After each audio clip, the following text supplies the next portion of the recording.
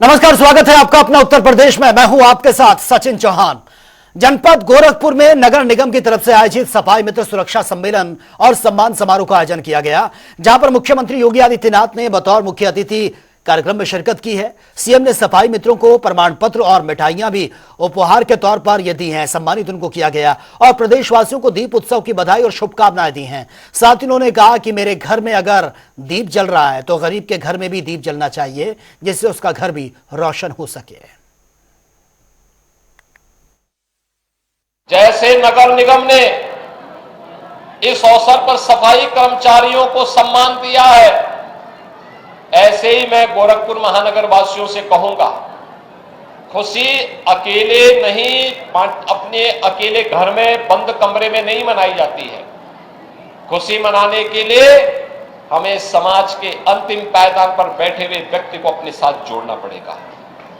एक एक गरीब को, एक एक मोहल्ले में इस वंचित को, जिस व्यक्ति तक अभी खुशी नहीं पहुंच पाई है, उस तक अपनी खुशी पहुंचाने के लिए हर घर तक हम भी अपने घर में जिन बातों को, जिन कार्यों को, जिन खुशियों को मना रहे हैं, उनको उस गरीब के घर में भी कम से कम एक या दो परिवारों को गोद लेकर के उन लोगों को भी उस खुशी के साथ जोड़ने का काम गोरखपुर महानगर का हर व्यक्ति करेगा, तो हर घर में दीपावली की खुशी मनाती हुई दिखाई देगी और आपकी दीपावली कई गुना बढ़ जाएगी, कई गुना बढ़ जाएगी।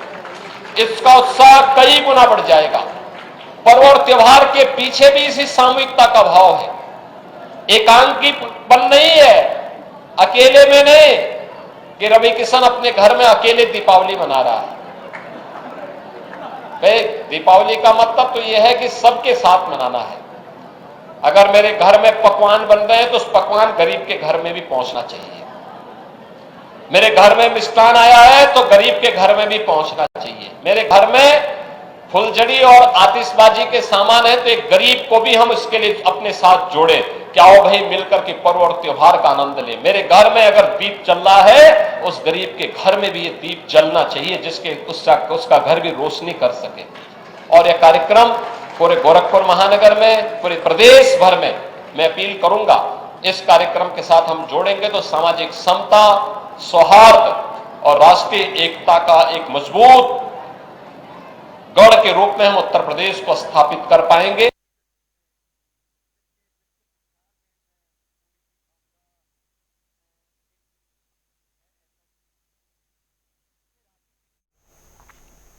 चलिए आगे बढ़ते हैं। यूपी के सहारनपुर से एक ऐसा खतरनाक मामला सामने आया जहां पर 16 साल की नाबालिग लड़की के साथ एक बार नहीं बल्कि कई बार दुष्कर्म हुआ। लेकिन हैरानी की बात यह है कि लड़की के साथ दरिंदगी करने वाला कोई और नहीं बल्कि खुद उसका ही पिता निकला है। यह मामला तब सामने आया जब लड़की ने थाने में रिपोर्ट दर्ज करवाई है। आपको बता दें कि पीड़िता ने यह आरोप लगाया कि उसके पिता ने उसके साथ कई बार दुष्कर्म किया और जब वो विरोध करती थी तो उसके साथ मारपीट करता था और कई बार पंचायत ने उसके पिता को चेतावनी भी दी थी, लेकिन वो फिर भी नहीं रुका और उसने उसके साथ इस शर्मनाक घटना को कई बार अंजाम दिया। फिलहाल पुलिस ने लड़की की शिकायत पर एफआईआर दर्ज कर ली है और पीड़िता को मेडिकल जांच के लिए अस्पताल भेजा गया। आरोपी पिता को फिलहाल गिरफ्तार कर लिया गया है और आगे की जांच शुरू कर दी है। दिनांक 24 अक्टूबर 2024 को एक थाना ननौता पुलिस को एक लिखित तहरीर प्राप्त हुई, जिसमें कि जो पीड़िता है उन्होंने बताया कि उनके पिता द्वारा उनके साथ दुष्कर्म की घटना कारित की गई है। इस तहरीर के आधार पर थाना ननौता पुलिस द्वारा सुसंगत धाराओं में मुकदमा पंजीकृत किया एवं जो पीड़िता का मेडिकल कराया गया एवं उनके बयान अंकित किए गए। कल 25 अक्टूबर 2024 को ननौता पुलिस द्वारा जो घटना में शामिल अभियुक्तगण है उसकी गिरफ्तारी की गई एवं माननीय न्यायालय के समक्ष। चलिए आगे बढ़ते हैं। चंदौली के चकिया ब्लॉक के अंतर्गत ग्राम सभा पुरानी डी में अवैध कब्जे पर कब चलेगा सूबे के मुख्यमंत्री योगी आदित्यनाथ का बुलडोजर, यह सबसे बड़ा सवाल है। पूरा मामला चकिया ब्लॉक के अंतर्गत ग्राम सभा पुरानी डी का है, जहां पर 50 सालों से वनवासियों की जमीन पर दबंग जो हैं अवैध कब्जा करे हुए हैं और जिले के अधिकारी अवैध कब्जे पर लिपापोती करते हुए ही नजर आते हैं। आपको बता दें कि वन वनस्पतियों ने कई बार जिलाधिकारी समेत एसडीएम और विधायक का दरवाजा भी खटखटाया, लेकिन आज तक इंसाफ नहीं हुआ, समस्या का समाधान नहीं हुआ। और इन सबको लेकर हमारे संवाददाता धर्मेंद्र कुमार गुप्ता ने ग्राउंड जीरो पर जाकर एक रिपोर्ट भी तैयार की है। एक बार ये रिपोर्ट देख लेते हैं। ये संख्या हुआ कि हमने का यादव लोगन जो तो हुआ क्या जोते हैं? खेत। कितने समय से? अरे कितना समय, 70 बरिस। आप लोग शिकायत कहाँ कहाँ दी? अरे डीएम कौन गईली जा, तहसील में, विधायक जी के हम गईली जा, कुछ नहीं सुनवाई होत बा। नेपाल जी के बदली करत बाने। ये के मन का जमीन साहब यादव लोग जोत रहा है, हमारे गया डीएम कहीं उनके हाथ रे विधायक साहब कहीं दरखास्त भेजे, कोई नहीं सुनवाई है तहसील में। तहसील भी आप लोग गए थे? हाँ। तहसील दिवस में भी आप लोग प्रार्थना दी है? हाँ। सुनवाई कोई नहीं है? नहीं। कितने समय से ये लोग जोत रहे हैं? अरे 70 बरिस से। प्रॉब्लम यही है कि हम लोगों का जो जमीन है वो यादव लोग जबरदस्ती जोत रहे हैं। होरीलाल जो नेपाल आए हैं कब्जा दिलवा रहे हैं बेचारू, तो उसको भी मारने के लिए वो लोग चढ़ जा रहे हैं। हम लोग इस डीएम कहीं गए दरखास्त देवे, विधायक कहीं गए, हम लोग कोई सुनवाई नहीं हुआ। कोई सुनवाई नहीं हुआ? तहसील में भी गए थे? हाँ, तहसील में हम लोग भी गए। कितने लोग का खेत है? कम से कम वहाँ है कम से कम 60-70 लोग का खेत है। यदि सूबे के मुख्यमंत्री योगी आदित्यनाथ की बात करें तो उनका नाम सुनकर ही अवैध कब्जेदारियों के पसीने बाहर आ जाते हैं। और मैं यदि बात करूं विपक्ष में बैठे नेता को भी, तो वो योगी आदित्यनाथ को बुलडोजर बाबा के नाम से बुलाते और जानते हैं। लेकिन योगी आदित्यनाथ का बुलडोजर की कार्रवाई चंदौली में नहीं देखने को मिल रही है, क्योंकि यहाँ बैठे अधिकारी उनके मंसूबे पर जरा भी पलीता लगाने से बाज नहीं आ रहा है। ताजा मामला चकिया ब्लॉक के पुरानी डी से है, जहां दबंगों द्वारा 50 वनवासियों के जमीन पर अवैध कब्जा करीब 50 साल से चल रहा है। लेकिन वनवासी द्वारा जिलाधिकारी समेत विधायक एवं मजिस्ट्रेट का भी दरवाजा खटखटाया गया, लेकिन उसके बाद भी आज तक किसी प्रकार की कोई कार्रवाई नहीं हो पाई। अब देखने वाली ये बात होती है कि खबर चलने के बाद क्या जिला प्रशासन जागता है, क्या बुलडोजर की कार्रवाई होगी या नहीं। कैमरा पर्सन पवन गिरी के साथ धर्मेंद्र कुमार गुप्ता, जनता टीवी, चंदौली। और इस खबर पर ज्यादा जानकारी के साथ संवाददाता धर्मेंद्र कुमार फोन लाइन पर हमारे साथ बने हुए हैं। धर्मेंद्र, दबंगों ने यह कब्जा किया हुआ है, आप खुद लोगों से मिले हैं, लोगों की प्रतिक्रिया सामने आई है, वो विधायक से भी मिले हैं, मंत्रियों के पास भी गए हैं, अधिकारियों के पास भी गए हैं, अब तक सुनवाई नहीं हुई। आपने भी खुद जाकर मंत्रियों से पूछा होगा, जो विधायक हैं, यहाँ के जनप्रतिनिधि हैं, अधिकारी हैं, क्या रिस्पॉन्स मिल रहा है और क्यों इतना ज्यादा लापरवाही यहाँ पर देखने को मिल रही है? सचिन, मैं आपको बता दूं तो चंदौली में भ्रष्टाचार चरम पे है। वही कार्रवाई की बात करें तो अधिकारी द्वारा उसका रिजल्ट 0 ही आता है। हम आपको बता दूं ताजा मामला ये जो आप देख रहे हो चकिया ब्लॉक अंतर्गत पुरानी डी ग्राम सभा का है, जहां सैकड़ों वनवासी के जमीन पर जी वही ग्राम के दबंग समुदाय द्वारा कब्जा बना हुआ है। इतना ही नहीं, बाकायदे खतौनी खसरा पर वनवासी का नाम अंकित है, लेकिन उस पर कब्जा दबंगों का है। योगी सरकार अवैध कब्जाधारी पर बुलडोजर चलाती है और बुलडोजर की कार्रवाई करती है, पर इस ग्राम में 100 एकड़ जमीन पर अवैध कब्जा है, पर अधिकारी आज तक आंख पर एवं कान पर नहीं। लेकिन धर्मेंद्र, यहाँ पर इतनी ज्यादा कृपा क्यों की जा रही है कि कोई एक्शन नहीं हुआ? क्या जो दबंग लोग हैं उनका कोई राजनीतिक कनेक्शन है, कोई सफेद पोश संरक्षण उनके ऊपर है, जिस वजह से एक्शन नहीं लिया जा रहा है? जी मैं बता दूं इस विषय पर, मैं एसडीएम साहिबा जो चकिया में तैनात है उनको 2 दिन से उनके सीओजी नंबर पे कॉल लगा रहा हूं, उनका फोन नहीं उठ रहा। अच्छा। और योगी सरकार कहते हैं कि सीओजी नंबर पर अधिकारी तत्काल उठाए उसको और तत्काल जो भी बात हो उसको कराए, लेकिन 2 दिन से एसडीएम साहिबा फोन नहीं उठा रही है। और जो वहाँ पे लेखपाल जो कार्रवाई भी करना चाहता था, होरीलाल तैनात था, उसको दबंग समुदाय के लोगों ने उसका तबादला करा दिया। यहाँ तक कि आपने बाइट में सुना होगा उसे मारने पीटने पर भी उतर गए, लेकिन अधिकारी को तहसील दिवस में प्रार्थना पत्र दिया गया, डीएम से मिला गया, वहां के विधायक से मिला गया वनवासियों द्वारा, लेकिन आज तक उस पे सारे अधिकारी और विधायक कान आंख मूंद के बंद किए हैं अपना। इतना ही नहीं, अब वनवासी सिर्फ भगवान भरोसे बैठे हैं। अब देखिए खबर चलने के बाद क्या अधिकारी नींद से जागते हैं या ऐसे ही सोते रहते हैं? बिल्कुल धर्मेंद्र, एक और सवाल मेरा आपसे यह है कि जनता दरबार लगती है जहां पर लोगों की समस्याओं को सुना जाता है, और खुद मुख्यमंत्री योगी आदित्यनाथ इस चीज की मॉनिटरिंग भी करते हैं जहां जहां समस्याएं हैं, और वो तो बहुत स्ट्रिक्ट एक्शन लेते भी हैं, लेकिन उनके इस स्ट्रिक्टनेस का जो असर है वो क्या अधिकारियों पर दिखता हुआ नजर नहीं आ रहा है, या फिर नीचे से लेकर ऊपर तक पूरी दाल काली है? जी, मैं बताऊं तो चंदौली में वो जीरो ही है। जो दाल है वो पूरी तरह काली है, कुछ सफेद पोषों के दबाव में यहाँ के अधिकारी आंख मुंह कर बैठे रहते हैं, क्योंकि इतनी बड़ी भ्रष्टाचार आप देख सकते हैं कि 100 एकड़ करीब 50 साल से कब्जा है। हाँ। लेकिन उसके बाद भी अधिकारी इस तरह से कान मूंद के बैठे, आंख मूंद के बैठे हैं, ये बहुत बड़ा सवाल है। यहाँ तक कि बदमाशी यहाँ तक आए थे जिलाधिकारी कार्यालय पर 100 की संख्या में। उसके बाद तहसील में जब जिलाधिकारी बैठे तो वहां भी गए, उन सब एसडीएम से भी मिले, विधायक से मिले, लेकिन आज तक इस तरह की कार्रवाई हुई ही नहीं। जी, ये आप समझ सकते हैं कि कितनी बड़ी दाल काला है। बिल्कुल बिल्कुल धर्मेंद्र, लेकिन विधायक से आप भी मिले होंगे, क्योंकि ग्रामीण तो मिले हैं, वो तो बता रहे हैं।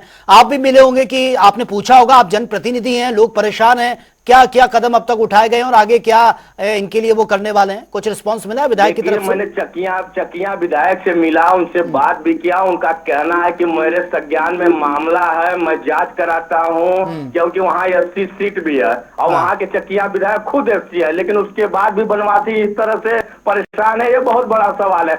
और विधायक जी आज तक आंख मूंद के बैठे हैं, और क्यों बैठे हैं ये भी बहुत बड़ा सवाल है। किसके दबाव में बैठे हैं? जी, जो कि बीजेपी से ही वहाँ के विधायक है। लेकिन उसके बाद भी वहाँ न बुलडोजर गया, न जो अधिकारी वहाँ होरीलाल जो लेखपाल था वो लोगों का कब्जा छुड़ाने पर आतुर हुआ, तो उसको भी दबंग समुदाय के लोगों ने मारपीट कर उसका तबादला करा दिया। लेकिन उसके बाद भी अधिकारी कुछ नहीं बोले। ठीक है धर्मेंद्र, एसडीएम फोन नहीं उठा रही हैं, विधायक सुनने को तैयार नहीं है, वो टाल मटोल कर रहे हैं। लेकिन अब जो ग्रामीण हैं वो अब आगे क्या कदम उठाएंगे इसको लेकर, ताकि उनकी बात को सुना जाए? क्योंकि आपने तो ये पूरी खबर कवरेज की है, ग्राउंड जीरो पर जाकर आपने कवर किया है इसको। आगे क्या स्टेप उनका होगा ग्रामीणों का, क्या वो बोल रहे हैं? ग्रामीणों से मेरी बातचीत हुई, उन्होंने कहा कि मैं अब भगवान के सामने बैठ गया हूं और उन्हीं के सामने उन्हीं पर छोड़ दिया हूं, क्योंकि अधिकारी किसी प्रकार की कोई कार्रवाई नहीं कर रहे हैं। हम लोग जाए यदि हम लोग उन लोगों के खिलाफ यदि गांव में मार भी करें तो लोग मार कर हम लोग को मार डालेंगे। ठीक है, इसलिए हम लोग कहीं नहीं जा सकते, सिर्फ भगवान पर छोड़ दिया। चलिए ठीक है धर्मेंद्र, बहुत बहुत शुक्रिया फिलहाल आपका तमाम जानकारी के लिए। चलिए आगे बढ़ते हैं। आगरा पहुंचे अयोध्या के छावनी पीठाधीश्वर परमहंस आचार्य का बड़ा बयान सामने आया है। आपको बता दें कि तेजो महल्ले में दर्शन करने पहुंचे परमहंस आचार्य ने ताजमहल को बताया प्राचीन शिव मंदिर, और वहीं शाहजहां को उन्होंने बलात्कारी तक कह दिया। उन्होंने कहा कि बेटी से किया था बलात्कार, शाहजहां के नाम का ये लेना, उनका नाम लेना भी एक अपने आप में कलंक है, ये तक उन्होंने अपना बयान दिया है। कुछ समय पहले उन्हें भगवा वस्त्र और धर्म दंड की वजह से ताजमहल का दीदार नहीं करने दिया था, ये आरोप भी उन्होंने लगाए हैं। और साथ ही पीठाधीश्वर परमहंस आचार्य ने कहा कि हिंदू लड़की लव जिहाद कर शादी करती है तो जहन्नुम में जाती है, और अगर मुस्लिम लड़की शादी करके आती है तो वो जन्नत में जाती है। एक बार मैं आया था तेजो महल, तो ये धर्मदंड होने के नाते हमको रोक दिया गया था। बाद में फिर हमारे कई समर्थक आए और कई लोग जो है धर्मदंड लेके गए थे। तो ये प्राचीन शिवालय है, शंकर जी का मंदिर है भगवान भोलेनाथ का, और इसीलिए ये विश्व का 7वां अजूबा और प्रेम की निशानी माना जाता है। क्योंकि शाहजहां तो बलात्कारी था, वो अपने बेटी से बलात्कार करता था। शाहजहां की बेटी जहां आरा थी उससे वो जो है तो शादी कर लिया था, तो इसलिए उसका नाम लेना जो है ये बहुत बड़ा कलंक है। ये भगवान भोलेनाथ का मंदिर है और हम लोग अभी आए हैं दर्शन करने के लिए। और इसके बाद हमको एसआई चीफ ने हमसे क्षमा भी मांगा था। एसआई चीफ ने कहा था कि आप कभी भी आके दर्शन कर सकते हैं, तो मैं जा रहा हूं, भोलेनाथ का दर्शन करूंगा और भगवान की कृपा से कुछ अच्छा होगा। देखिए, अगर हिंदू लड़की कोई भी लव जिहाद के चक्कर में फंसती है तो समझ लीजिए जीते जी वो जहन्नुम में चली जाती है। और अगर कोई मुस्लिम लड़की घर वापसी करके अगर वो सनातन में आती है तो उसको जीते जी जो है तो समझिए जीते जी जन्नत और स्वर्ग मिल जाता है। क्यों? एक तो 3-4 बीवी का चक्कर नहीं रहता है। इसके बाद वो जब वहां जन्नत में जाएंगे तो वहां वो जो 72 हूरें रहेंगी, एक आदमी रहेगा तो उनको और दिक्कत होगी। तो सनातन में तो बहुत अच्छा है, सनातन में देवी का दर्जा है। तो कोई भी महिला जो सनातन में, हमारे यहाँ नार्यस्तु यत्र पूज्यन्ते रमन्ते तत्र देवता, हमारे यहाँ की नारी का सम्मान, जहाँ संस्कृति का उत्थान वहां है, पुरुष से ज्यादा सम्मान यहाँ जो है तो नारी समाज का है। इसलिए अगर कोई भी मुस्लिम महिला अगर हिंदू बनती है तो उसको जीते जी स्वर्ग है। फिलहाल यहां रुकेंगे एक छोटे से ब्रेक के लिए, लौटेंगे कुछ और खबरों के साथ।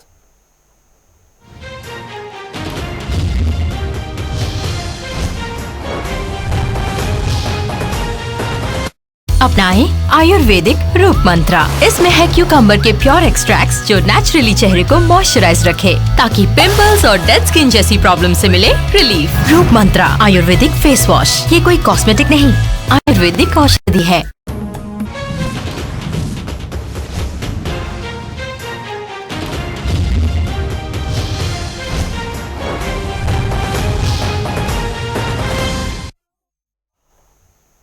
तो चलिए खबरों में आगे बढ़ते हैं बड़ी खबर के साथ। और महोबा से ये बड़ी खबर सामने आ रही है। महोबा से हत्या का मामला सामने आया।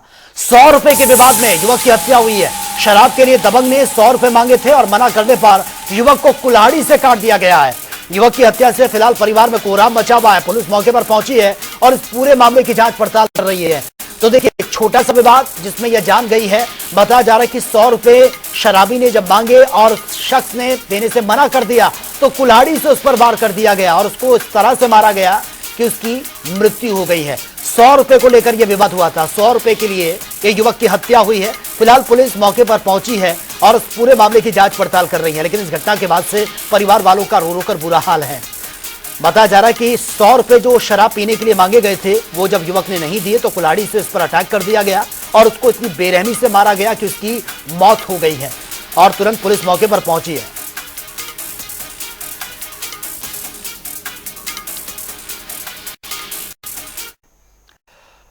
तो चलिए अब बात होगी तमाम खबरों की ताबड़तोड़ अंदाज में।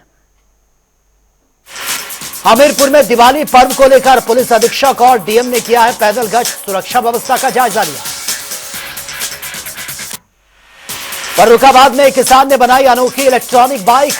महंगाई और प्रदूषण से बचने के लिए कबाड़ से बनाई यही बाइक।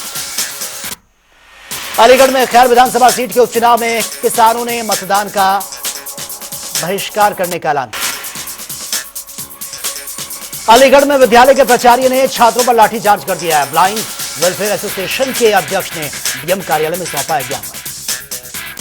मथुरा में गौ अनुसंधान एवं विज्ञान केंद्र में आरएसएस की 2 दिवसीय बैठक का आयोजन किया गया। अखिल भारतीय प्रचार प्रमुख ने प्रेस वार्ता कर जानकारी दी है। अलीगढ़ में कूड़े के ढेर में राष्ट्रीय ध्वज मिलने पर लोगों में नाराजगी है। स्थानीय लोगों को लगभग 50 से ज्यादा झंडे कूड़े में मिले हैं। अलीगढ़ में किसानों ने मंडी पर लगा दिया जाम। दुकानें खाली कराए जाने को लेकर जताई नाराजगी। सुरक्षा की वजह से खाली कराई जा रही है दुकान। बजनौर में रोडवेज बस और डंपर की जबरदस्त टक्कर, हादसे में 12 लोग घायल। घायलों का अस्पताल में इलाज जारी। भैंसों की रखवाली कर रहे वृद्ध की धारदार हथियार से हत्या का मामला, बदमाशों ने उतार दिया मौत के घाट। पुलिस मामले की जांच में जुटी है। शराबस्ती में सरयू नहर में मिला युवक का शव। युवक के परिजनों ने जताई हत्या की आशंका। सूचना मिलते ही घटनास्थल पर पहुंची है पुलिस, जांच शुरू। अमरोहा में अज्ञात बदमाशों ने युवक के चाय के खोखे में आग लगा दी है। आग लगाकर मौके से फरार। पुलिस गहनता से कर रही है जांच। बदायूं में नाबालिग से दुष्कर्म का मामला, परिजनों ने पुलिस को शिकायत दर्ज करवाई है। पुलिस ने पीड़िता की नहीं करवाया मेडिकल परीक्षण। डीएम के हस्तक्षेप के बाद परीक्षण करवाया गया। पश्चिम यूपी में मौसम ने करवट ली है। दिल्ली लखनऊ नेशनल हाईवे पर छाया घना कोहरा। कोहरे के चलते हाईवे पर वाहनों की थमी रफ्तार। आगामी त्योहारों को लेकर मुजफ्फरनगर खाद्य विभाग की बड़ी कार्रवाई। बेकरी से बेसन के लड्डू, बर्फी के सैंपल लिए गए। टीम ने 4 लाख रुपए की मिलावटी सरसों का तेल भी बरामद किया। सुंदरी प्रजापति का कछुए को लेकर वन विभाग को यह अलर्ट। तंत्र मंत्र के अंधविश्वास की भेंट चढ़ने से बचाने को वन विभाग अलर्ट है। धनतेरस से दिवाली तक तंत्र मंत्र में नाखून और कवच का प्रयोग। तो फिलहाल इस बुलेटिन में मेरे साथ इतना ही, लेकिन